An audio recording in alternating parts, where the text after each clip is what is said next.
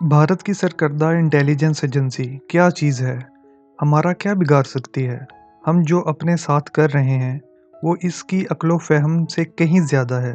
हमारे वज़ीर-ए-ख़ारजा और DGISPR ने लंबी चौड़ी प्रेस कॉन्फ्रेंस की, ये बताने के लिए कि दहशतगर्दी के फ़लाँ वाक़यात और मंसूबों में ये एजेंसी मुलव्विस है।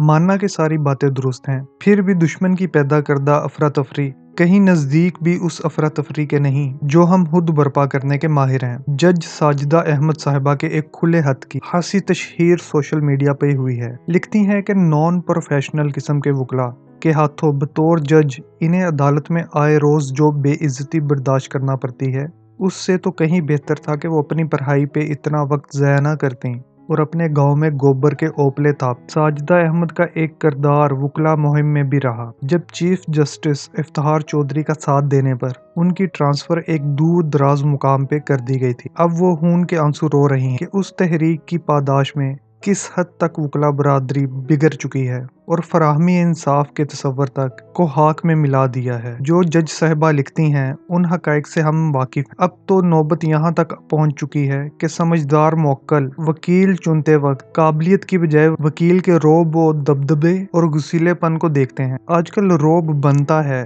बार की सियासत में, इसलिए वकला के सालाना इंतखाबात में पैसा इस अंदाज में बहाया जाता है कि तसव्वुर करना मुश्किल हो जाता है। ओहदा ले लिया और आपकी वकालत चमक गई, क्योंकि मौकलों का ख्याल बन चुका है कि रिलीफ वही वकील साहब बहम पहुंचा सकते हैं जिनकी कुछ तरी हो और जिनके सामने मुनसफ साहिबान भी थोड़े मरऊब हो जाएं। सोचने की बात है अलबत्ता ये है कि हमारे दुश्मन मंसूबा साजी कर लें और बेशबहा पैसे भी लगाएं, फिर भी पाकिस्तानी वकला बरादरी में वो बिगाड़ जो वकील साहिबान ने खुद किया है, भारतीय एजेंसी क्या कर सकती है?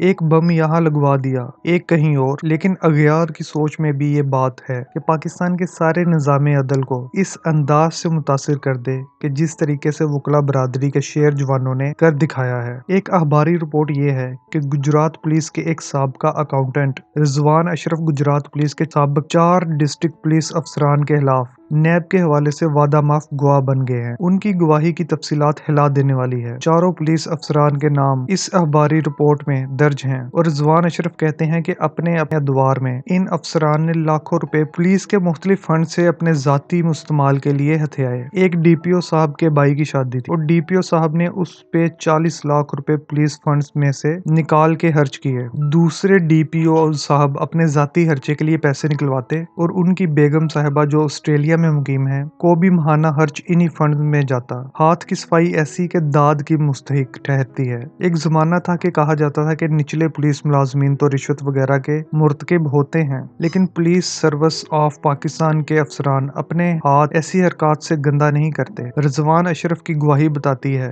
कि ये फर्क कब का मिट चुका। अब तो सीनियर पुलिस अफसरान अपने मातहतों से कहीं आगे निकल चुके हैं, लेकिन सवाल फिर वही है कि जिस सूरत हाल की अक्कासी इस नैब केस से होती है वो दूसरे पैदा कर सकते हैं। ज्यादा खतरनाक चीज क्या है? किसी दूर अफ्तदा मुकाम पे एक बम धमाका करवा देना या पूरी पुलिस फोर्स में इस करप्शन के मर्ज का फैल जाना। दुश्मन ने तो नुकसान हमें पहुंचाना है। हिंदुस्तान को हम अपना दुश्मन नहीं कहते। दुश्मन है तो दुश्मनों से क्या गिला। कोई मौका दुश्मन को मिले तो उसने हाथ से नहीं जाने देना। दहशतगर्दी के वाकयात का मुकाबला किया जा सकता है, हमने पहले भी किया है और कामयाब रहे हैं, लेकिन ये सरतान जो अंदर से लगा हुआ है इसका क्या इलाज है? कानून की हुक्मरानी पे क्या गुजर रही है? जज साहिबा उसका रोना रो रही हैं। रिजवान अशरफ की वादा माफ गवाही पुलिस फोर्स को आईना दिखाती है। कानून की हुक्मरानी और मुहाफ़िज़ाने अमन का ये हाल हो तो पीछे क्या रह जाता है? खुफिया एजेंसियां एक हद तक तबाही फैला सकती हैं। गैरों के आलाकारों ने पाकिस्तान में शरारत करनी है तो एक हद तक जरूर कर सकते हैं, लेकिन पूरे माशरे की तबाही तो इनकी सलाहियत से कहीं ज्यादा है। जो हमारे माशरे के साथ हो रहा है वो तो हम खुद कर रहे हैं। हमारे मसाइल यहूदो नसारा के पैदा करदा नहीं, वो तो खालिस्तान मेड इन पाकिस्तान है। और जो कुछ चांदनी चौक से फैजाबाद तक के इलाके में हुआ, क्या वो किसी और का कारनामा है? 2 रोज तक रावलपिंडी और इस्लामाबाद के कुछ इलाकों में शहरी जिंदगी बुरी तरह मुतासिर रही। एक तो फैजाबाद के कुर्बा जुवार में एहतजाजी लोगों के इज्तिमा से ट्रैफिक मुअत्तल रही, और जब फैजाबाद की ट्रैफिक मुअत्तल होती है उसका असर एक तरफ रवात اور دوسری طرف مری تک جاتا ہے۔ فیض آباد ایک جنکشن ہے، وہاں گڑبڑ ہو تو وسیع پیمانے پہ آمد و رفت متاثر ہوتی ہے۔ اس کے ساتھ ہی موبائل فون سروس بند کر دی گئی۔ آج کل عام زندگی کا مکمل انحصار سیل فون ٹیکنالوجی پر ہے۔ دیکھا نہیں، جب کسی جگہ کے کمپیوٹر ڈاؤن ہو جائیں تو سب کام رک جاتے ہیں۔ یہاں راولپنڈی اور اسلام آباد اور چکوال تک کے علاقوں کے کمپیوٹر ڈاؤن ہو گئے۔ کوئی اندازہ لگایا جا سکتا ہے کہ مالی لحاظ سے کتنا نقصان ہوا ہوگا۔ دکانیں بند، تجارت متاثر، ٹرانسپورٹ رکی ہوئی۔ مزید برآں خبر کیا ہے کہ احتجاج کرنے والوں کے مطالبات مان لیے گئے۔ کس حد تک مانے گئے وہ تو معلوم ہوگا جب تفصیلات سامنے آئیں گی، لیکن اتنی تو خبر ہے کہ اوپر سے آرڈر آ گیا کہ تمام گرفتار شدہ ورکروں کی رہائی عمل میں لائی جائے اور کوئی مقدمہ نہ قائم کیا جائے۔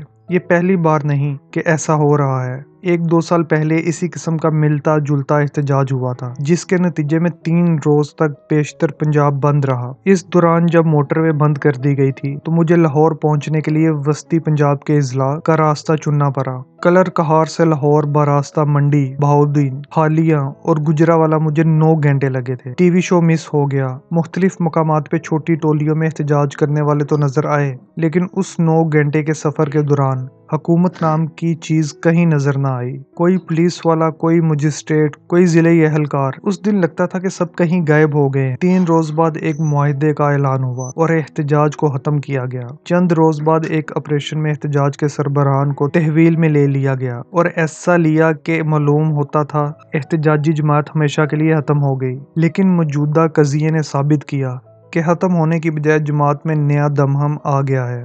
ہمارا ملک کمزور ملک نہیں، لیکن اس کی سربراہی میں بیٹھے لوگ کمزور دل ہونے کا ثبوت بار بار دیتے ہیں۔ تھوڑی سی آندھی کا اندیشہ ہو تو ہاتھ پاؤں پھول جاتے ہیں۔ طوفان کا آنا نہیں ہوتا، لیکن اس کے آنے کا ڈر اپنے ذہنوں پہ بٹھا لیا جاتا ہے اور پھر حرکت گھٹنوں میں ہونے لگتی ہے۔